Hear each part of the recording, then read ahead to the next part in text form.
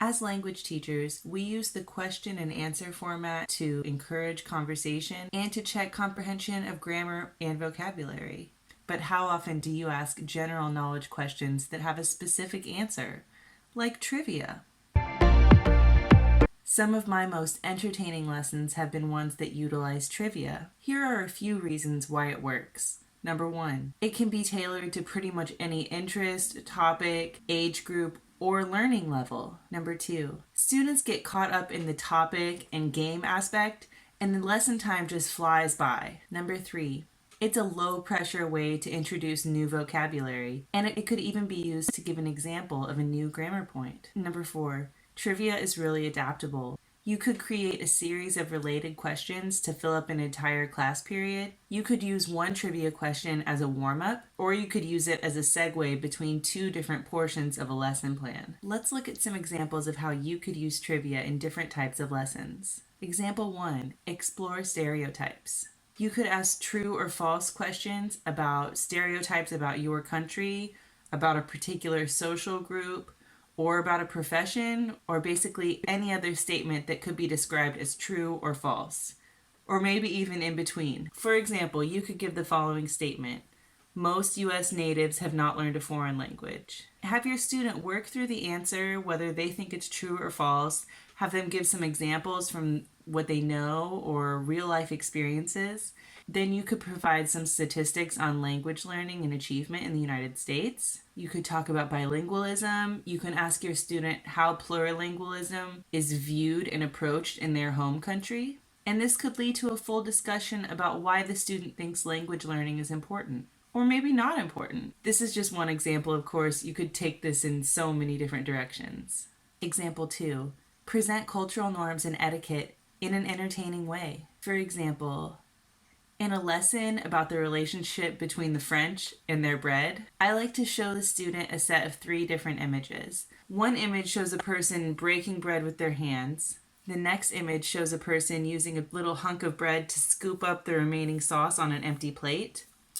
And the last image shows a loaf of bread placed upside down on a table. I then ask the student to describe each picture and choose the behavior that would be considered impolite in France. This approach allows the student to do most of the talking, first by describing the images and then by giving their opinion. It's much better than having them just listen to an explanation from the teacher. The student can then compare those concepts with what is acceptable in their home country. Number 3, create multiple choice questions that lead into a short text. For example, I show my student a group of photos of different winter beverages and ask them which one is most commonly served in French Christmas markets or European Christmas markets.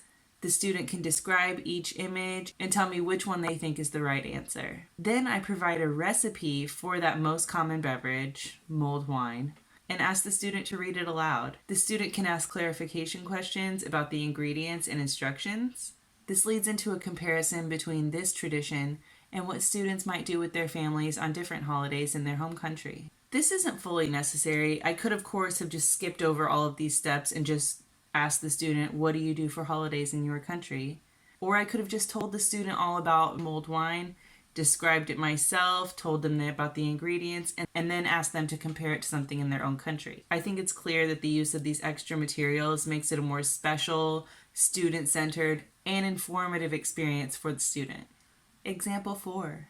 If you notice that your student struggles to read dates or large numbers, or they hesitate between similar numbers like 12 and 20, or whatever the difficult number concept is in the language that you teach, you could try to format this information into a trivia question. Then the student will be interacting with their area of difficulty in a meaningful way. By isolating the numbers as options in a multiple choice question, you will be giving the student an opportunity to really focus in on that particular structure without having a sentence around it.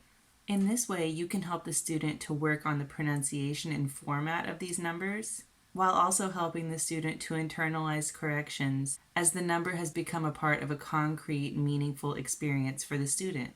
For example, if you are teaching a lesson about Christmas traditions in Europe, you could include a question like, How many days make up the traditional Christmas celebration? And then you could give options such as 10, 11, 12, and 20. I would write these in number format so that the student has to come up with the words that are associated with those numbers.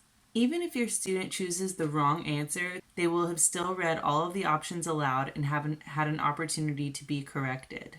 This will help them to really focus on the correspondence between on the numerical form and the word form. And on top of it, the student is getting a little bit of a cultural insight, and in this particular case, you could connect it to the song, The 12 Days of Christmas.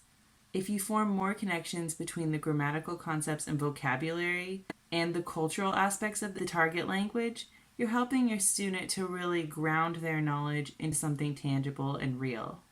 And that helps them to remember things.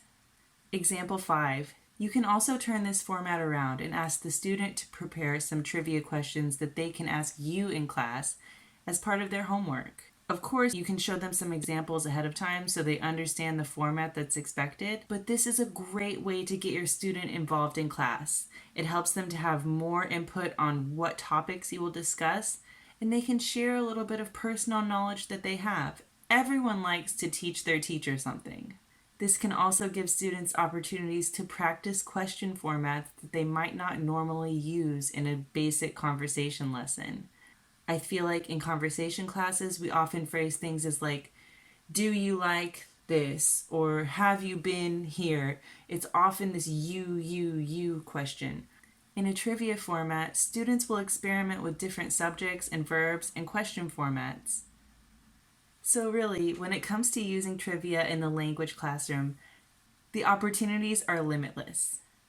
I realize that some teachers might not be into this because it does require a substantial amount of prep time, but if you can find a way to create materials that could easily be tweaked to be used for different students, then this could be something that you carry on and use over and over again. It's also pretty essential to know your student well enough to choose topics that they'll be really interested in. So this might not be something you use for a trial class unless you find some very universal topics. For example, stereotypes about your home country. That might be something that a number of students would be interested in talking about.